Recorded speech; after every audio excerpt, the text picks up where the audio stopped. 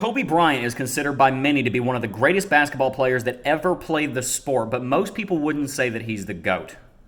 Why? Well, most people would say that Michael Jordan or LeBron James or someone else is the greatest basketball player that ever played the sport, and this whole phrase, the GOAT, has really gotten me wondering over the last couple of years.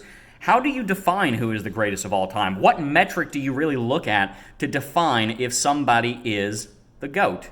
For example, Kobe Bryant sunk a basketball 11,719 times, and he scored over 33,000 points across his career. Wasn't the most in either one of those categories, so why am I talking about him?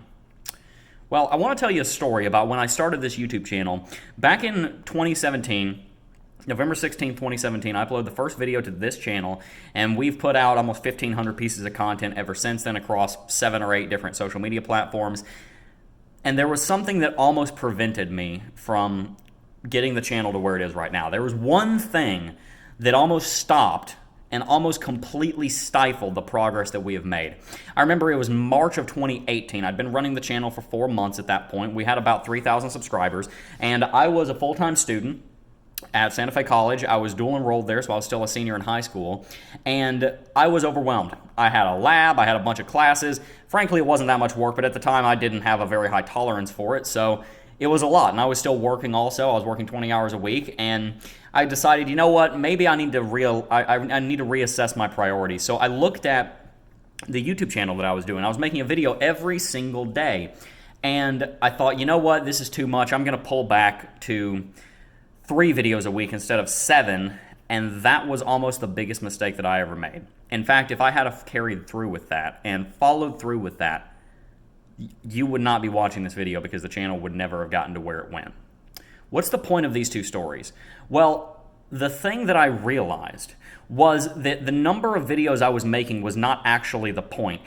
The number of videos I was making was not what was going to make us be successful on YouTube. The thing that was going to make us be successful was how many times I failed to make a video but decided anyway to make one the next day and continue on despite that failure.